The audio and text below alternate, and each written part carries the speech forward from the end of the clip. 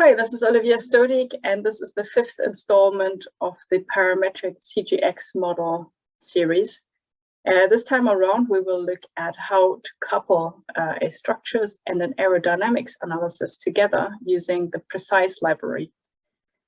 So I will not go into the details of the installation process here, but I will point you in the right direction as to how to install preCICE and run it. And then in this video, we will also go through some of the updates on in the Python scripts, how to actually run preCICE, and the aerodynamic model that we're using to load our structures model. And then we will look at some of the outputs from preCICE and also look at what happens when we change the fiber orientations on the composite materials of our wing. Okay, so let's get started. So preCICE is an open source library.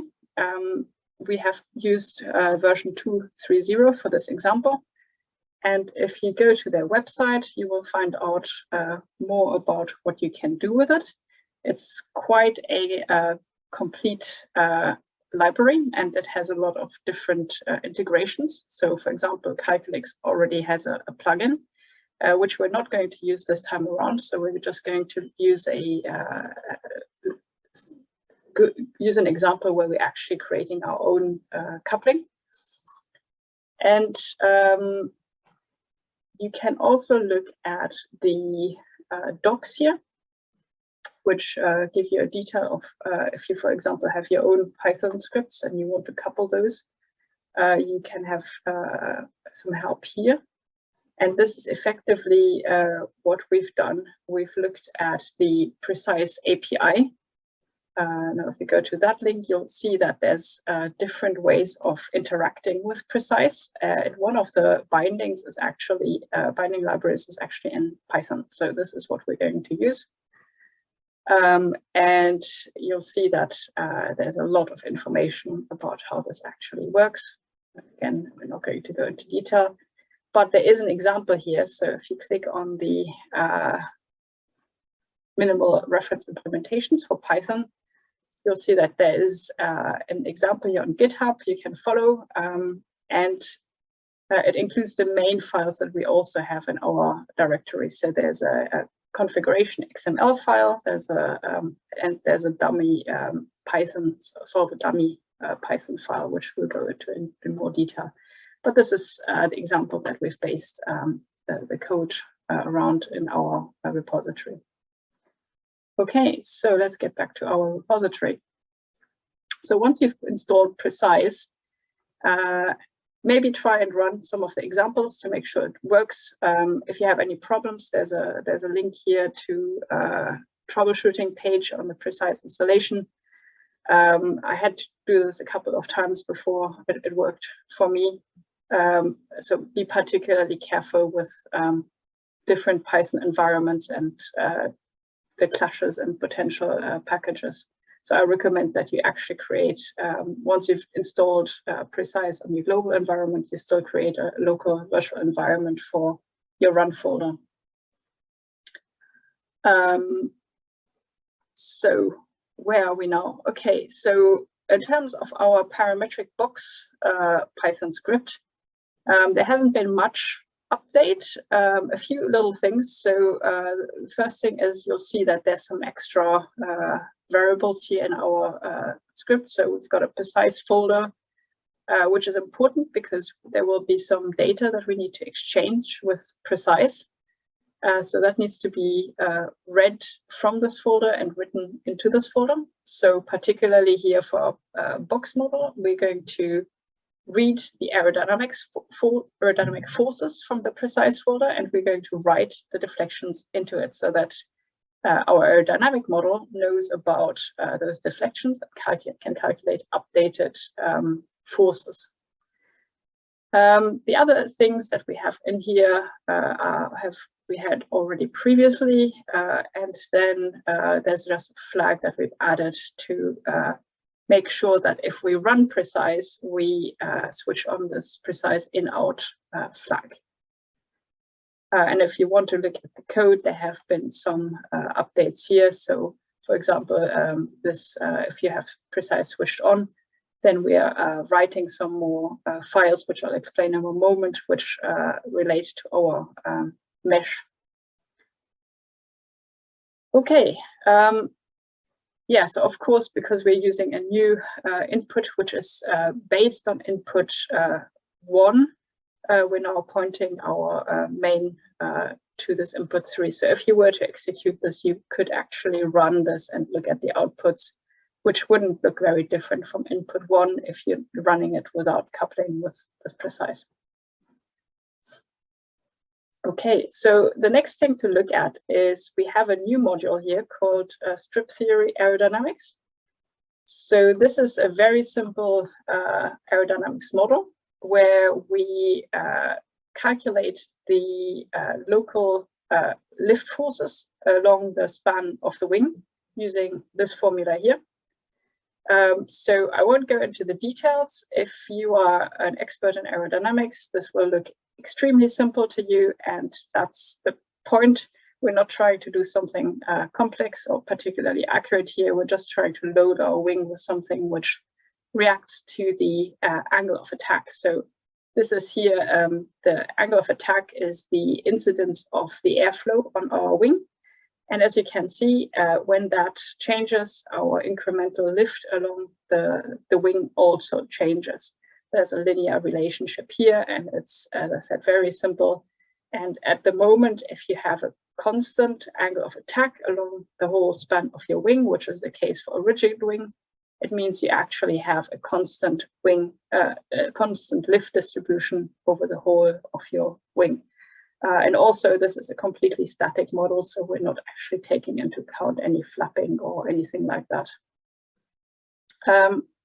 Okay, so I won't go into the details of how this is implemented, but the basic thing that we're doing here is in the main function, we're feeding this with, if we scroll down, we're importing our parametric box inputs, and we're also inputting some aerodynamic inputs, which are defined at the top of this file.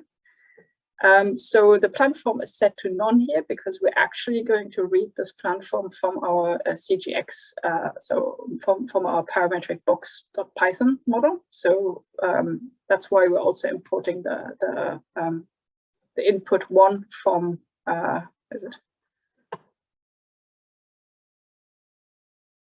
So this inputs 1 is, oops, that's not what I wanted.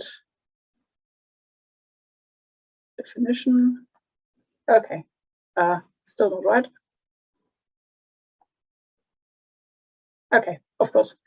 So we've got our parametric box that we import the inputs and the plot flag from. And we also import our preCICE folder location from this context module that we can have a look at. It's literally just a global variable that defines our preCICE folder, and we're importing this everywhere to make sure that we don't define different preCICE folders in different locations. Okay, so if we go back to our aerodynamic model, yeah, so the aero inputs, as I said, the platform is read from the CGX model. We're defining 10 strips along the span. So we're just dividing our span into 10 strips. And that means that we're actually calculating our incremental lift at 10 different locations. We're setting the root angle of attack. So this is the angle of attack of the whole wing, if you like. If it was completely rigid, we're setting that to 10 degrees. Then this is our air density, our air velocity, free flow air velocity, our lift curve slope. So this is just an ideal lift curve slope that we define here. Again, it's very simplified. And our preCICE folder. Okay, so once we've got that input, what happens here is that we instantiate this error model. And all that we do here is that this error model is just containing a lot of methods that relate to how we calculate the lift and so on. So that allows us to keep this main function fairly simple. So we've got the first thing we do is to get the plan form. And if we just have a very quick look at that.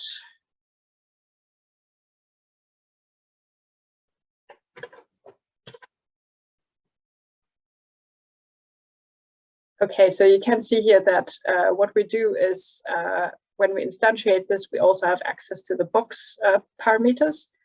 And we simply calculate the corner points of our plan form from the span and from the chord. We know that the root of our wing root leading edge is at 0.000, and then the rest is defined from that. Alternatively, if there was a plan form input here at the top, then we could also read that from there. Okay. Okay, so once we've got the plan form, then we define we also get all the local nodes, so that this will be important because we actually want to calculate the we need to know what the positions are where we want to extract the forces from this aerodynamic model. So remember that with a strip theory here, we're calculating one lift force per strip, but we actually want to interpolate our forces over a surface. So we need to split this ideally. Well, we don't have the option really of applying moments to our Calculix model, or actually it just makes sense to split it into forces. So what we do here is that we actually split this into leading edge and trailing edge forces, assuming that our center of lift is at the quarter chord location. So that's why we have these leading edge nodes and trailing edge nodes.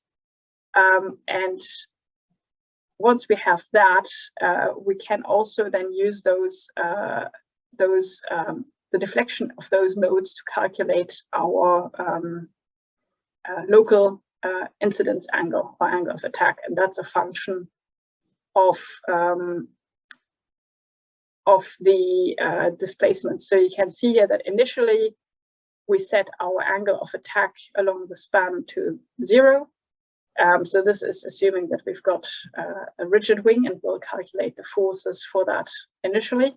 But then as soon as there's displacements available from the structures model, we can actually read those in and calculate the local incidence or angle of attack along the span from that, which we do here. And then once we have that, we can calculate the lift. And again, from that, we can calculate the forces, as I was just explaining, at the leading edge and trailing edge nodes, which we can then write to file. So the files that we do need is the node locations. So this will be important for our interpolation and preCICE between the different meshes, and then the forces at those nodes. There's also a plot function here, so that's why in our parametric box, I'm just going to set our plot flag to true, so that we can actually see what these distributions look like in a minute. Okay, so that's saving. So the next thing that we've got in here is a new module called Aeroelastic analysis. This is fairly short, and the reason for this is that you will see that it actually just launches 2 threads that call different bash scripts in WSL. So we're using Windows systems for Linux here. And the reason for that is that preCICE only runs in Linux. So we do need to actually have the bindings for preCICE and execute preCICE in Linux. This means that if we look at these scripts, which are actually in the preCICE folder, you can see that they're actually just executing Python in WSL. But first they set the environment. So once we've got that, we execute Python with this input file, which is our Python preCICE input, then this configuration file, and then this is setting our solver and our mesh. This is taken straight from the preCICE example. So I won't add any more about this right here. But we've got one of these bash scripts for the Aero solver, and then we've got another bash script for our structures, our parametric box model. Okay, just before I dive into preCICE, I just wanted to mention that there's also in this version of the code, I've added a requirements file for the Python virtual environment. So there is one requirements file for the Windows, so the main Python script folder. And then there's another requirements file, which you'll see is in the preCICE modules folder, which is the requirements, so the environment that we're setting up when we are running preCICE in the Linux environment. And if you're curious about virtual environments, there's lots of information online. If you just, we're using venv for this, so there's also some information I've added to the README. Okay, we've already covered the context file, and we've just had a look at these bash files. So then the next thing is to look at our preCICE folder. So the main file that we have in here is this Aeroelastic two-way Python script. And this will be called both by the structures solver and by the or both by the bash script for the structure solver and the bash script for the Aerodynamics solver. The only difference here is that one of the scripts points to a participant name, which is solver1, and the other one is solver2. So solver1 in our case is the Aero script, because we're calculating our rigid loads first. In effect, this is just a convention. If you use an implicit solver, I believe you could even turn this around. And then the mesh name is just to identify the mesh that corresponds to your solver. So it will be mesh 1 for solver 1 and mesh 2 for solver 2. So in this file, you'll see that we do define the Python path for our solvers that are executed from Windows. That's because we actually are running, we will be running Python for solver 1 and for solver 2. So we're running our parametric box model through Python and our aerodynamic model through Python as well. And both of those are set up for Windows. And that's why we have those paths here. And if we look at what we're actually doing in this file, we have when we call this the script, it first reads in the arguments from the command line and sets our args according to that, which basically correspond to our configuration file. So this is the XML file, which I'll show you in a minute. We've got our participant name, which, as just said, was solver 1 or solver 2, and our mesh name, which is mesh 1 or mesh 2. Again, we're importing the preCICE folder here to make sure that we are going to read and write to the same directory as our solvers.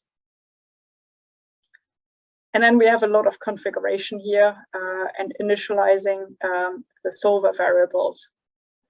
So the one interesting thing here that's probably worth pointing out is that so this is before we start actually calculating loads and displacements in earnest. We are initializing our node files. So this is so that preCICE actually knows how many nodes we're dealing with and where those nodes are located, because that's required for the initialization. As you can see here, we need to define this read data and write data, which needs to know about the number of nodes and then also the dimensions, which in our case is a 3D analysis. So depending on the solver that you execute, you'll either initialize one or the other. Hope that makes sense. And then once you've done that, we actually move into this iteration loop, which goes on until it converges or the maximum number of iterations is reached. And what's happening here is we really just do some reading of data. If new data is available for our solver, then we execute our solver. So either solver 1 or solver 2. And internally, because the solvers don't actually use the data that's within preCICE, we have to write out the data to text files that will be read in by our solvers and then processed into the right format for our solvers. So, for example, if we look at our solver 2, which is our structures analysis here, preCICE writes out a force file, which is the preCICE format. When we actually execute our parametric box.py, then parametrics box.py will read in this force file and generate a Calculix load input file, which we'll see in a minute, which can be added to our FE analysis. And then after the FE analysis, the displacement dat file is processed by our parametric box and output in this solver 2 displacements format, which is then read in by preCICE again. So this is a bit of a roundabout way because we're coupling our solvers as if preCICE didn't know anything about what these scripts were. So in practice with Calculix, you could probably make this much nicer and have much more capability, but we're not going to look at this in this video. Okay, so once we've got that execution complete, we then look at whether this is converged or not, and the iteration moves forward. So this is all calls of the methods of the interface of the preCICE interface object. And once we've got convergence, we can write out the iteration history to a text file, which allows us to do post-processing offline afterwards. Okay, so that's our Python script for preCICE. And finally, if I go to our preCICE two-way XML, this is again very standard from the preCICE example. We have, again, our mesh 1, mesh 2. We're just defining what data is related to these. So data 1 and data 2 are the forces and the displacements. And here we're defining a nearest neighbor splining. So you'll see that that actually means that we're just finding the nearest nodes to transfer our data.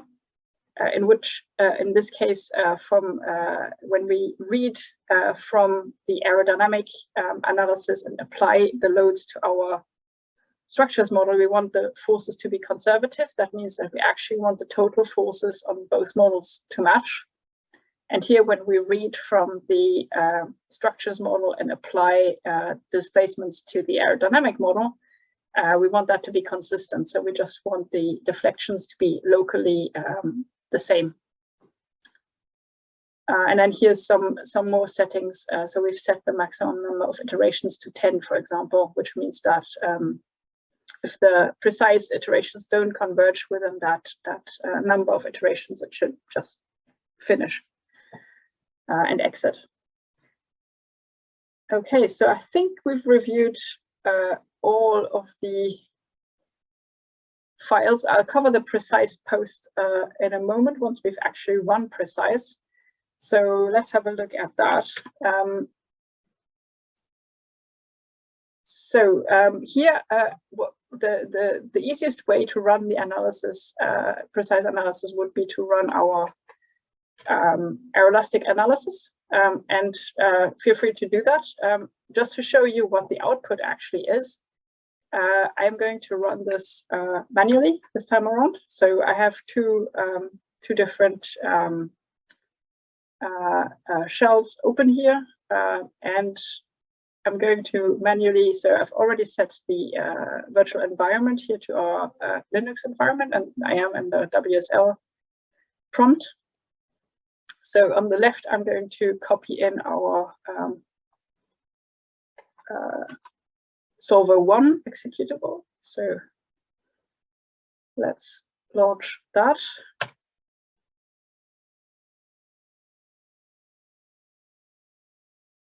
Okay, so at the moment it will just stop here. And what you might see popping up is this window which shows you a plot of our arrow leading edge and trailing edge nodes. So the leading edge is on the left here, and those arrows indicate the local forces that we calculate at the leading edge and trailing edge. And these forces will be splined to our structures model. So I'm just going to close this now. And so here, yeah, it's just waiting for our structures solver to start. So I will do the same in the other prompt, but I will copy in our structures executable.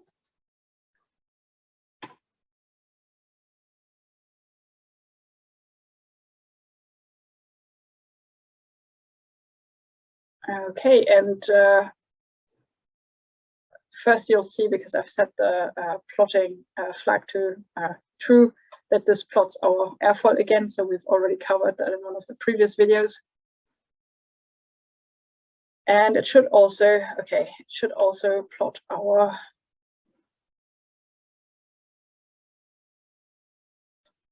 structures mesh. Okay, so we don't have the forces on this one at the moment, because I guess this is the initialization. So our forces are maybe 0.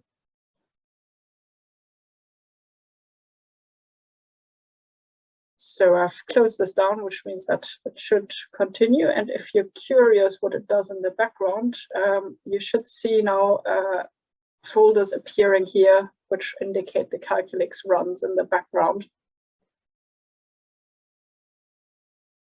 Okay, so it's just completed one iteration of the aerodynamic solver. So I've just had this pop up again. So this is calculating iteration 0. This is off.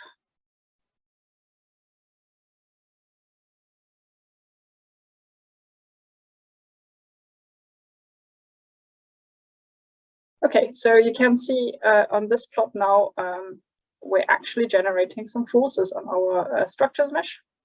Okay, the scaling is not great here. You can see that we've got airfoil nodes that are, the surface appears flat here. Of course, it's actually cambered, so we're applying our forces to the top surface of our airfoil here. Doesn't really matter, we can do top or bottom, as long as it's a surface that preCICE can interpolate on. And we can see that actually the distribution looks very similar, and that's because we're using this nearest neighbor. So preCICE will just find the structures nodes that are closest to our aerodynamic nodes and apply the forces to those nodes. There's different interpolations, and you can play around with that. I've used a radial basis as well, which allows us to actually have a nicer distribution.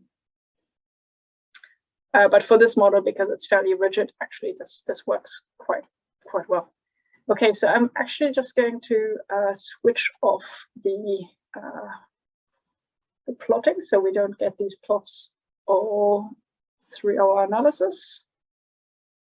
So set this back to false again.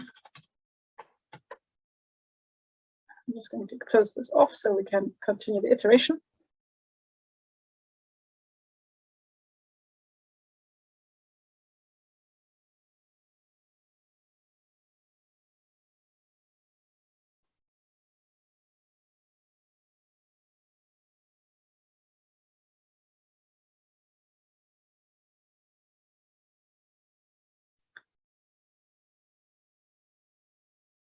Okay, so we're just running through iteration 2 now. This might take a little bit of time, so we can see the here on the left, the Calculix output is now saved to these output folders, so we can recover our iterations afterwards if we want.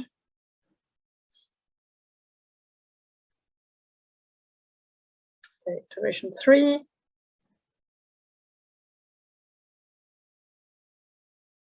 Slow at the moment. Okay, and then actually it has converged after just 3 iterations, so we get some information here about the normal error, and we had set our iteration convergence criterion to 1×10⁻³ on the for this criterion, so it's actually gone below that, and so therefore it considers that it has converged.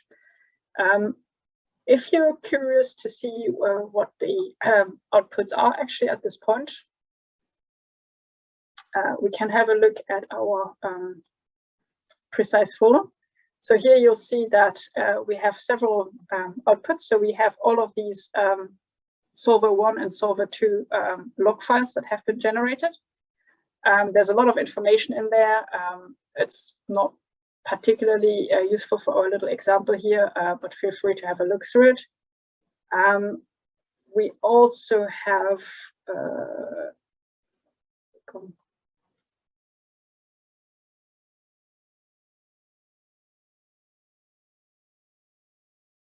okay, yes, of course. So if you were to run this through our Aeroelastic analysis script, you would see that we're also generating some output text files, which capture the output that we see in our consoles here. We capture that into a text file, so we can also recover that afterwards if needed.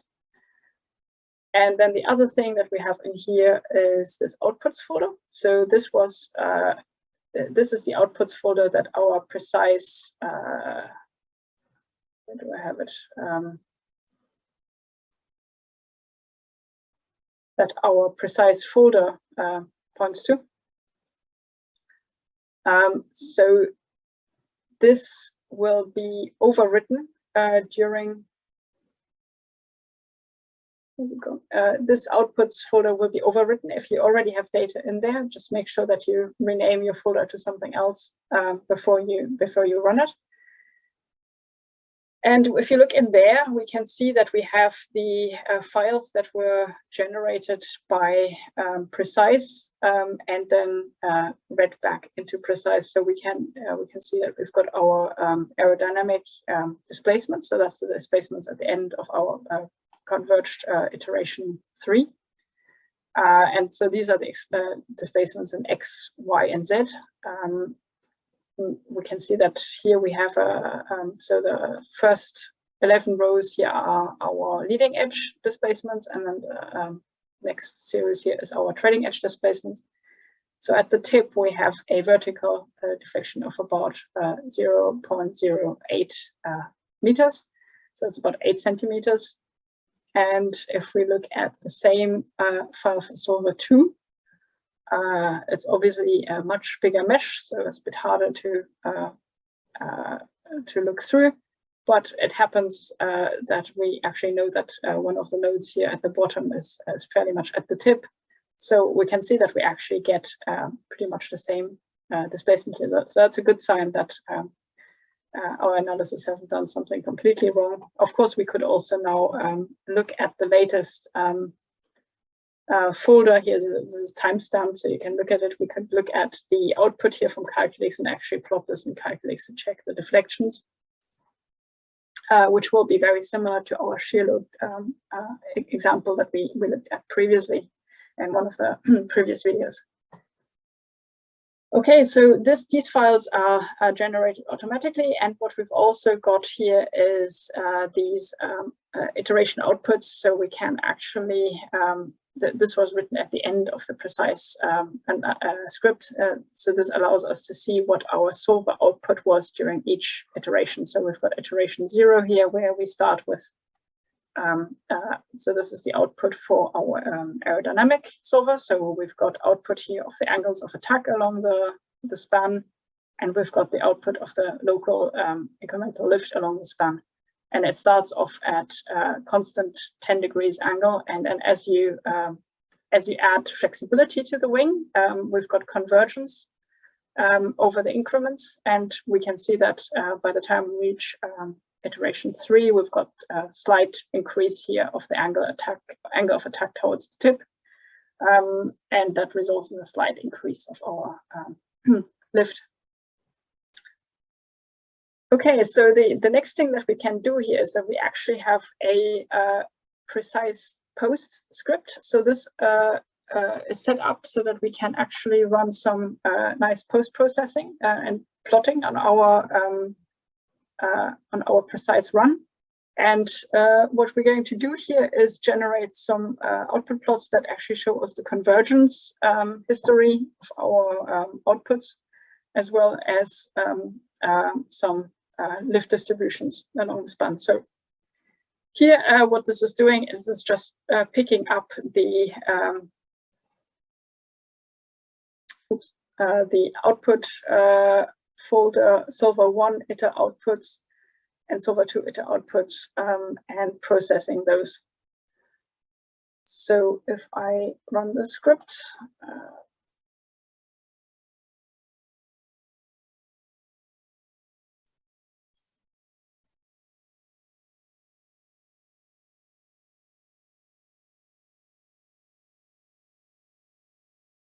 okay, so you will see that it's popping up lots of plots, so we can actually just close those down initially.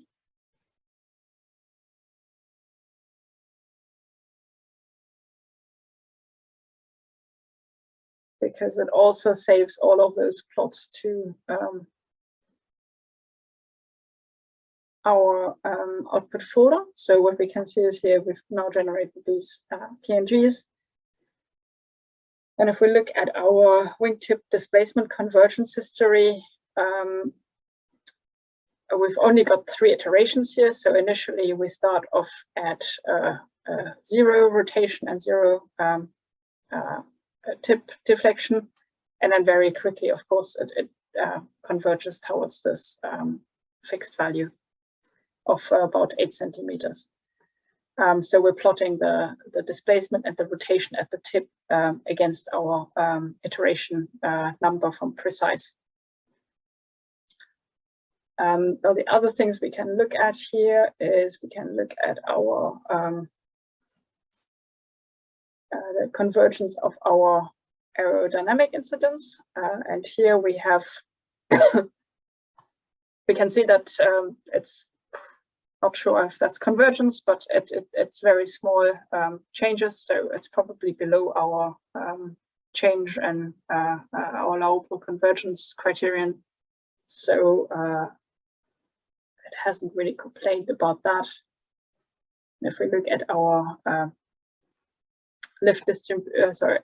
airfoil incidence distribution, we've got a very small variation here along the span, away from our initial 10 degrees. So we can see that here at the root we've got a little bit less than 10 degrees, and at the tip we've increased it, and that corresponds to our lift distribution as well. So we have slightly increased lift distribution. So as we actually load our wing here, it twists with a slight increase in angle of attack, which matches this increase of lift towards the tip. But of course, this is our wing with zero fiber material for the composite fibers. 0 degree rotation of the fibers. So it's very stiff in bending, and you won't see much deflection on this one. Okay, so what actually happens if we do rotate those fibers? Then I did run a few of those previously, so we can have a look here at what happens if we rotate our fibers forward. So this is to induce this washout that I was mentioning in a previous video. If we look at our convergence history, right, we can see that we have now a tip deflection which is negative in the Z direction. So something different happening here. And also we have a rotation. Sorry, this is of course the Z deflection is not negative, but it's we have a different value of the out of plane displacement, and we have a different rotation angle. So our rotation angle is actually negative here. So we have negative twist towards the tip, but much bigger deflections. So that makes sense, of course, because we've seen that as we rotate the fibers, whether we rotate them forward or backwards, we actually do increase the deflections of our wing. So if we look at our aero incidence distribution, okay, so this looks quite different to what we just had for the almost rigid wing. Now we have 10 degrees at the root, so of course that's fixed. But then as we go towards the tip, we have less and less incidence, so it's actually twisting to reduce the lift. And that's what we also see if we look at our lift distribution. All right, so we have maximum lift at the root, and then it trails off, as we can see here, towards the tip. And that's it, really. You can play around here with the, so when I said I changed the fiber angle, just as a reminder, if you want to look at what happens with different stiffness values, you can change the parametric box orientation of your 0 degree plies here. So at the moment it's set to be aligned with your wing reference axis, but if you, what we just looked at was setting this to minus 0.5 and 0.5, which allows us to actually have this this washout effect. Okay, so thank you very much for listening, and I hope you found this interesting.